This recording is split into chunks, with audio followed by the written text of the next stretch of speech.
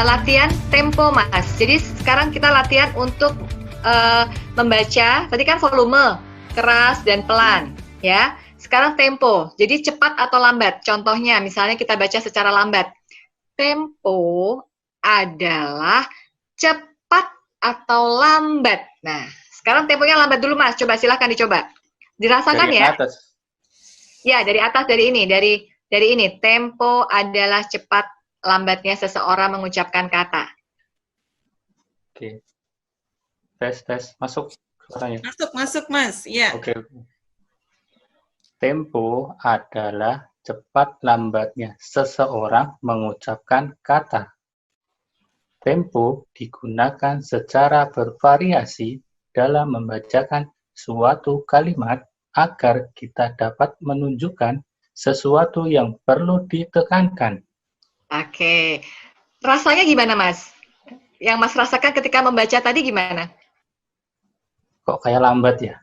Lambat. Sekarang dibuat cepat. Energik. Powerful. Silakan. Tempo adalah cepat lambatnya seseorang mengucapkan kata. Tempo digunakan secara bervariasi dalam membacakan suatu kalimat agar kita dapat menunjukkan sesuatu yang perlu ditekankan. Oke. Coba lagi ya, Mas. Nah, kalau tadi kan masih ingat yang saya sampaikan tadi ketika kita berbicara di radio adalah talk to one person. Seperti kita berbicara dengan satu orang. Coba Mas, sekarang gaya Mas siapa tadi? Mas Arif ya? Gaya Mas Arif deh, pura-pura lagi jadi pemateri di radio, terus bicara seperti apa, tapi yang dia bicara ini nih, tempo ini. Coba gunakan improvisasi, gunakan apapun. Kita coba latihan. Yuk, silakan Mas. Tempo adalah cepat lambatnya seseorang mengucapkan kata. Tempo digunakan secara bervariasi dalam membacakan suatu kalimat agar kita dapat menunjukkan sesuatu yang perlu ditekankan. Oke, baik. Mas Arif, hari-hari sebagai apa ini? Sebenarnya freelance sih, Mbak. Di salah satu CV yang bergerak di ini sih, manajemen consulting dan IT, dan juga masih aktif di organisasi kampung sih. Oh gitu, berarti suatu ketika bisa diundang nih di sebuah radio untuk jadi narasumber ya? Ya, makasih. Oke, baik. Terima kasih Mas Arif. Mbak Erlin masih ada ini yang mau mencoba apa masih boleh, bisa? Siapa? Masih bisa. Oke, ayo sekarang silakan Mbak Noviandri Ibrahim, silakan. Oh iya, bismillah. Saya coba ya Bu. Ya, silakan Mbak Novi. Tempo adalah cepat lambatnya seseorang mengucapkan kata. Tempo adalah cepat lambatnya seseorang mengucapkan kata. Tempo adalah cepat lambatnya seseorang mengucapkan kata. Tempo adalah cepat lambatnya seseorang mengucapkan kata. Tempo adalah cepat lambatnya seseorang mengucapkan kata. Tempo adalah cepat lambatnya seseorang mengucapkan kata. Tempo adalah cepat lambatnya seseorang mengucapkan kata. Oke, Mbak Novri. Mbak Novri ada dari mana nih? Di kota mana? Jakarta. Jakarta. Hari-hari profesi? Promotor Steven. Oh, berarti sering berhadapan dengan banyak orang ya. Steven berarti sering banget diundang di radio dong nih ya? Belum pernah. Belum pernah. Suatu hari nanti akan diundang di radio, karena sekarang media radio itu kan juga sering mengundang banyak narasumber ya. Nah, Mbak, boleh nggak pura-pura Mbak ngobrol sama seseorang materinya ini? Pura-pura ngobrol. Sebentar, saya coba ini. Oke, bukan ini aja. Baik. Nah ini, ngomongin soal tempo. Silakan. Dengan gaya improvisasi, terkesan tidak membaca ya. Kan beda tuh kalau kita ngobrol sama orang dengan baca ya. Silakan. Dibuat santai. Seperti apa Mbak Novri? Boleh dicoba? Aduh, nggak ada persiapan nih. Ya, kita belajar. Nggak apa-apa. Ibu-ibu, bapak-bapak, dalam melatih kita berbicara, kita perlu melatih tempo. Tempo ini adalah cepat lambatnya seorang mengucapkan kata. Di mana untuk menekankan kata atau kalimat yang perlu ditekankan untuk supaya lebih jelas. Itu aja. Oke, baik. Jelas. Terima kasih Mbak Nofri. Mbak Nofri ini suaranya khas loh ya. Suaranya agak-agak lumayan keren nih. Bisa dilatih terus dengan olah vokalnya ya Mbak. Baik, terima kasih. Steven tuh banyak banget ilmunya. Kontennya banyak banget kalau mau buat siaran. Kalau teman-teman bingung, aku nggak pernah diundang di radio nih, gimana dong ya? Nggak pernah diundang di radio, kapan bisa ngomong? Jangan khawatir, sekarang kita punya teknologi namanya podcast. Kita bisa buat podcast dengan konten yang kita mau sendiri. Itu udah sama saja ketika kita berbicara di sebuah mikrofon, kemudian didengarkan banyak orang.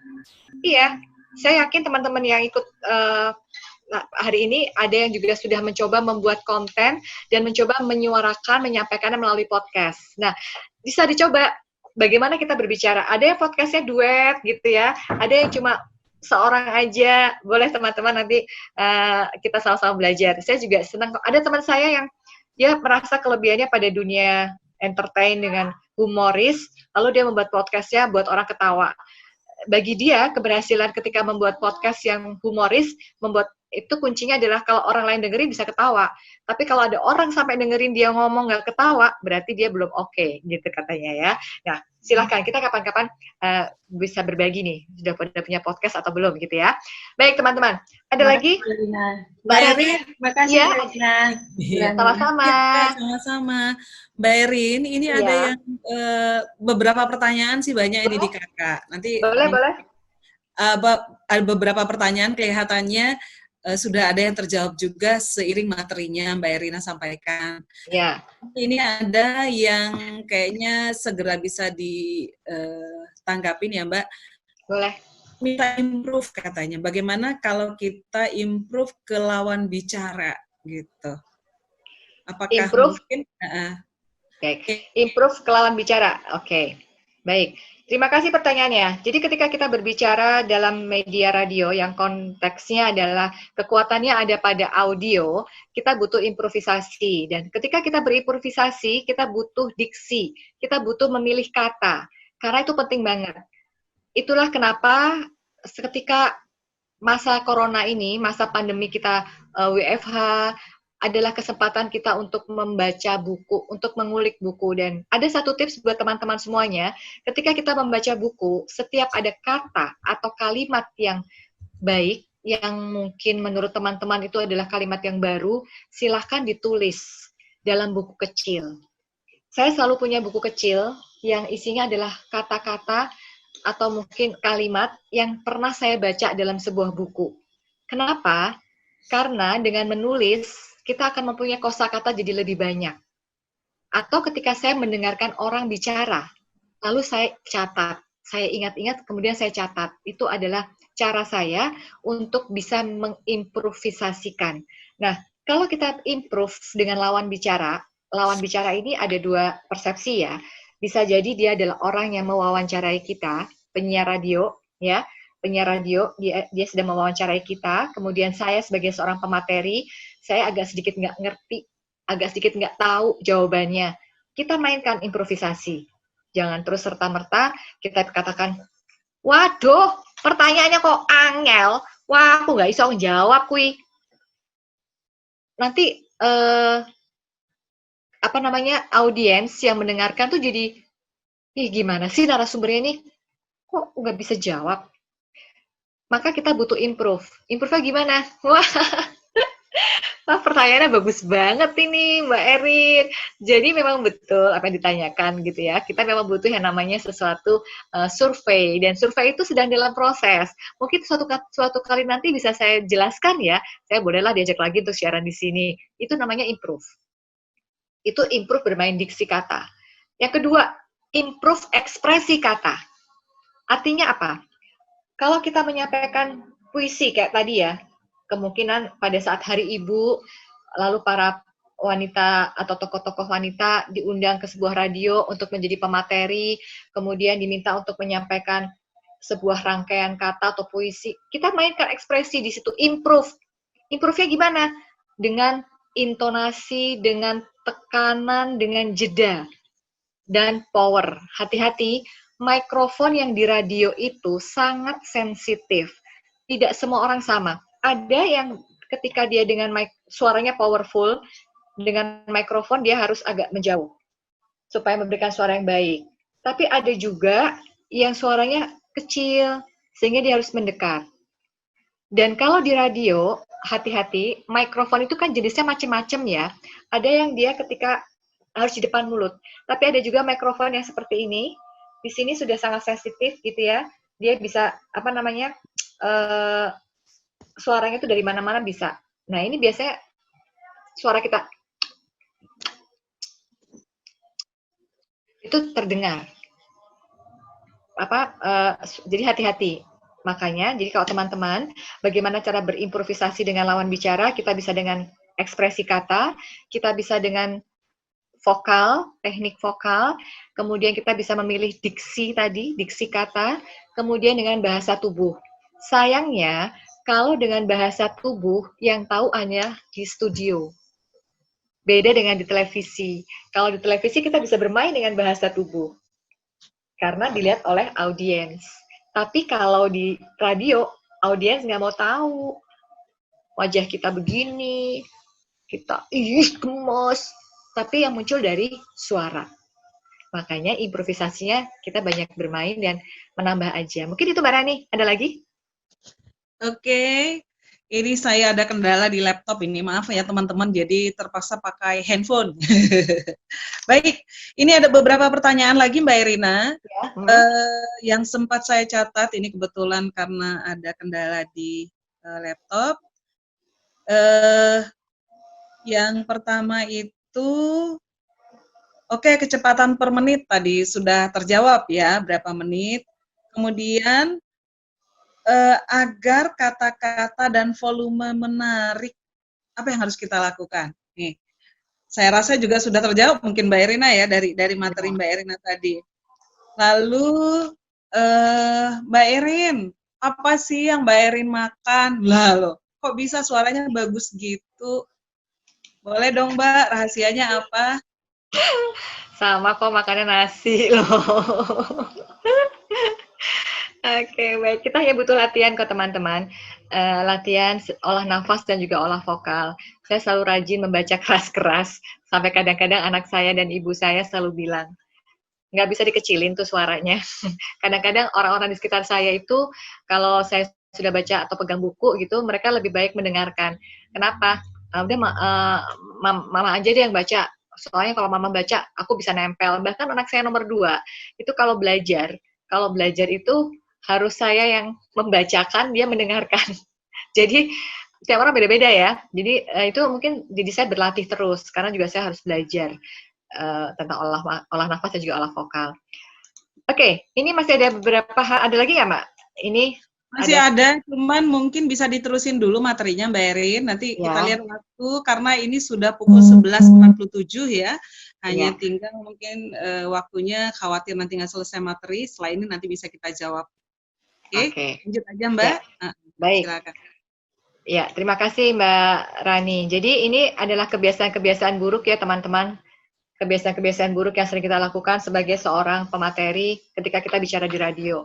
Jadi di radio itu bagaimana kita bisa konstan dengan kayak tadi ya, saya ngomong kadang-kadang itu namanya adalah humming ya.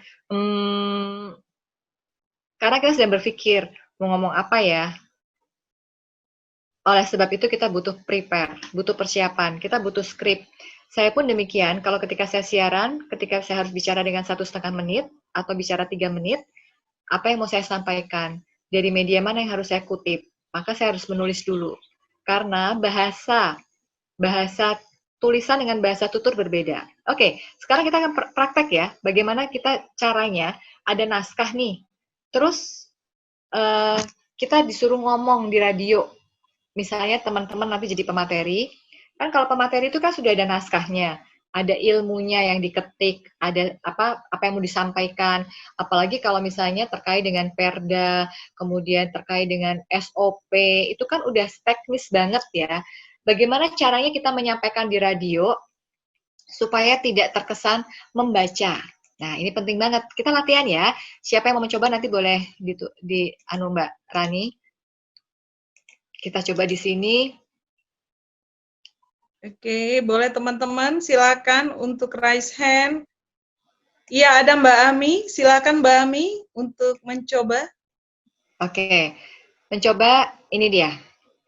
Kalimatnya tampak di layar aja, teman-teman.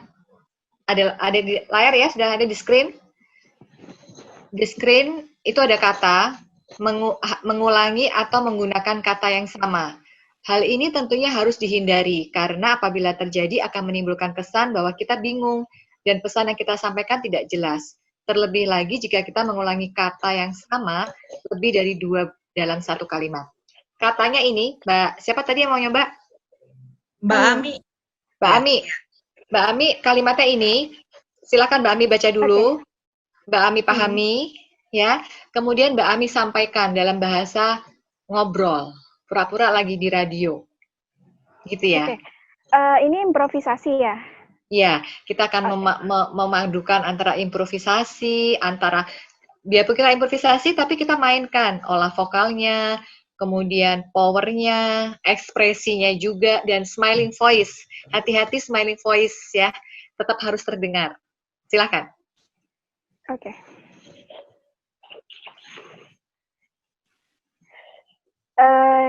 Bentar. Gak apa-apa, pelan-pelan dibaca dulu. Silakan. Oke, jadi teman-teman, ada beberapa kebiasaan buruk yang dapat merusak vokal. Itu salah satunya adalah mengulangi atau menggunakan kata yang sama nih. Nah, hal ini tentunya harus dihindari karena apabila terjadi akan menimbulkan kesan bahwa kita bingung dan pesan yang kita sampaikan pun tidak akan jelas nih. Terlebih lagi jika kita mengulangi kata yang sama melebihi 2 buah kata dalam satu kalimat. Keren. Oke, baik. Teman-teman, boleh kasih komentar dong. Masih terkesan membaca nggak? Ya, masih terkesan membaca nggak? Oke, silakan di-unmute teman-teman kalau mau jawab. Pertanyaannya masih terkesan membaca nggak tadi Mbak Ami? Iya, masih terkesan. Ya, nggak apa-apa. Masih terkesan membaca ya. Kenapa Mbak Ami? Enggak, Mbak Ami udah keren, Mbak. Oh iya, keren banget. Kita hanya perlu berlatih kok. Karena memang kalau jadi pemateri, makasih ya Mbak Ami ya. Makasih Mbak Ami. Iya, sama-sama. Ya, terima kasih. Suaranya juga lembut, halus gitu ya. Ini tambahin powernya lagi. Nanti kalau ketika berbicara di radio atau pada saat offline, ya, tambahin lagi powernya. Jadi teman-teman, ini adalah teknik kalau kita jadi narasumber aja. Karena kalau di radio itu kan kita bisa lihat catatan ya. Nah, ini sekarang kita masuk ke bagaimana kita bisa melihat olah vokal. Olah vokal itu ternyata kita butuh tadi ya, sudah latihan nih teman-teman. Ada yang perlu dibesarkan, ada yang perlu ada jeda, ada yang intonasi dengan irama, temponya cepat atau lambat. Jeda itu juga penting loh. Tapi jangan sampai salah jeda. Karena kalau kita salah jeda, nanti maknanya jadi berbeda. Banyak kan kata-kata dari radio, dari penyiar atau pemateri yang informasinya agak mingslep didengar oleh pendengarnya karena salah tangkap tadi, ya. Kemudian ini tadi intonasi perlu ada yang diayun, tempo diperlambat, begitu ya. Nah, saya percaya teman-teman pasti oke dan bisa berlatih setiap hari. Ini adalah beberapa tips teman-teman untuk teman-teman yang akan mencoba membuat podcast, akan menjadi public speaker, akan mencoba menjadi seorang pendakwah, atau mungkin menjadi seorang dosen atau guru. Semuanya adalah seorang public speaker yang ketika berbicara, dia harus menggunakan teknik announcing skill-nya harus ada. Jadi ada ini latihan humming exercise untuk meningkatkan power suara dengan tadi do re mi fa sol fa mi re do re mi fa sol fa mi re do tati tu te to te tu ti tati tu dan seterusnya. Bisa dilatih di situ ya. Kemudian juga ini teman-teman bisa latihan dengan iowa, dengan nada, dengan relax. Ini juga bisa menjadi tips buat berlatih. Kemudian latihan tertawa. Kalau seorang pemain peran, ketika dia mendapatkan peran tertawa kan nggak mungkin tertawanya hahaha. Tapi kan harus benar-benar tertawa. Sama sebagai seorang pemateri pun demikian. Kalau teman-teman mendapatkan materi yang tujuan yang menghibur, ya ketawanya harus natural, gitu ya. Ini bisa dilatih juga. Kemudian melatih otot rongga suara, ini juga bisa menjadi satu sarana teman-teman berlatih dari tempo lambat ke cepat.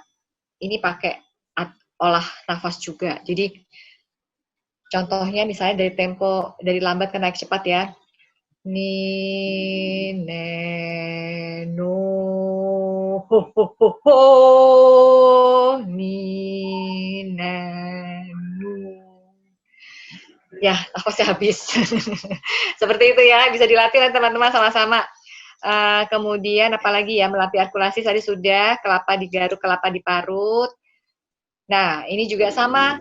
Ingat nggak dulu kita kalau zaman ice breaking gitu ya, ada permainan kuku kaki kakak kakak kakekku kaku kaku kenapa aku paku aku terpaku terkiki kiki kakak kakuku terkakak kakek. Ada yang mencoba nggak? Yuk, ini perlu ada jeda. Ada ini. Coba. Ini Mas Muhammad Anom ini mau nyobain. Mas Muhammad Anom. Silakan. Yuk.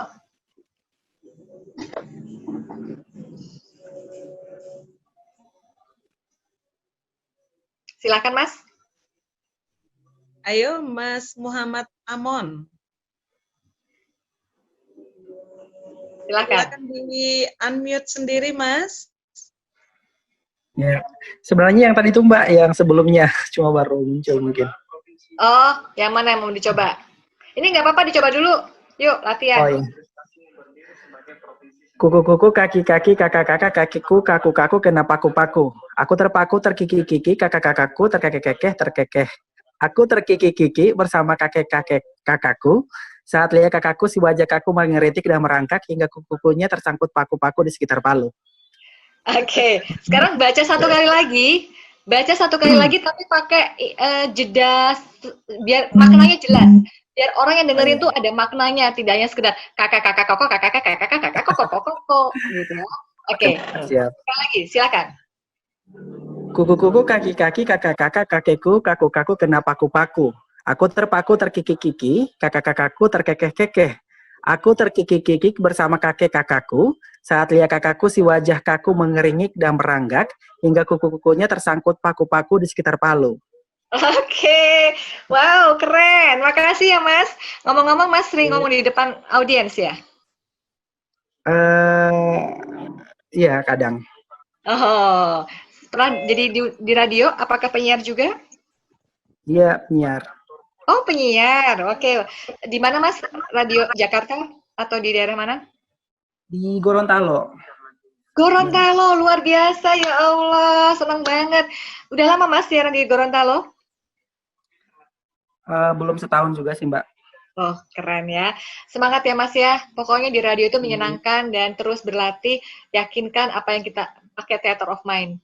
Fokus pada keunikan diri sendiri ya. Oke, semangat ya Mas ya. Wow, dari Gorontalo. Terima kasih. Baik. Makasih Mas Muhammad ya. Oke, ada lagi yang mau mencoba? Iya, mau coba Mbak. Siap, silakan. Yuk. Ya, silakan teman-teman. Ada yang mau coba lagi? Silakan. Saya mau coba ya. Atau Minta di izin. chat. Oke, saya coba. Ya, boleh Mbak. Boleh. Iya. Saya coba Iya, sekarang silakan ya. diulang lagi chatnya karena saya baru ganti device, teman-teman. Boleh raise hand. Oke. Maaf Mbak, ini teksnya ketutupan. Ada lagi yang mau coba? Atau dilanjut dulu Mbak Erin materinya? Udah ini satu lagi, silakan. Mbak Rani, ya. Oke, bisa. Oh iya, silakan. Kuku-kuku, kaki-kaki, kakak-kakak, kakekku, kaku-kaku, kena paku-paku. Aku terpaku, terkikik-kikik, kakak-kakakku terkekeh-kekeh. Aku terkikik-kikik bersama kakek-kakakku. Saat lihat kakak-kakakku, si wajah kaku meringik dan merangkak hingga kuku-kukunya tersangkut paku-paku di sekitar palu. Wow. Habis sama saya Mbak Dia. Mbak Dia dari mana nih Mbak Dia? Saya dari Ungaran, Mbak. Dari Ungaran, luar biasa Mbak Dia. Mbak Dia juga sering bicara di depan audiens? Enggak. Enggak ya? Di radio? Enggak. Oke, suatu hari nanti akan diundang loh Mbak. Oke, terima kasih Mbak Dia. Ya, baik teman-teman ya. Oke, lanjut lagi ya. Terima kasih sudah mencoba. Jadi kita masih ada latihan lagi. Kalau ini lebih cenderung, saya yakin teman-teman bisa karena ini lebih latihan diftong gitu ya. Nah, tadi kan ada 3. Masih ingat nggak teman-teman? Kita bicara tentang ketika kita siaran di radio atau menjadi pemateri, kita butuh 3 hal kan? Percaya diri, kemudian yang kedua adalah sistematis, yang ketiga adalah berpengaruh. Ketika kita bicara percaya diri, kita butuh apa aja tadi? Masih ingat nggak? Ayo. Coba. Ya, belum dapat slide-nya ya. Ketika kita bicara percaya diri, kita butuh fokus pada kelebihan diri. Kemudian kita harus juga apa namanya? Apa? Ada yang mencoba? Smiling voice. Smiling voice. Terus yang ketiga? Talk to one person. Kemudian kita selain itu percaya diri, lalu kita juga harus sistematis. Sistematis kita butuh apa aja tuh kalau kita jadi pemateri atau bicara di radio? Apa yo? Siapa yang mau jawab? Tujuan berbicara, harus punya tujuan berbicara. Bicara, terus? Materi. Lihat audiennya, segmennya, topiknya ya. Pesannya apa, gitu kan? Sistematis kita juga harus menyiapkan untuk opening apa, kontennya apa, closingnya apa, gitu. Nah, sekarang kita masuk kepada berpengaruh. Berpengaruh kita butuh yang namanya teknik announcing atau announcing skill. Kemudian kita butuh konten dan personality. Penting banget teman-teman ketika kita bicara soal konten. Nah, konten ini adalah materi, isi yang akan kita sampaikan. Kalau seorang pemateri, berarti materi apa yang mau dia sampaikan selama, ingat kalau kita bicara di radio, berarti ada waktu jeda-jeda. Nah, bagaimana setiap jeda tadi mudah diterima oleh pendengar.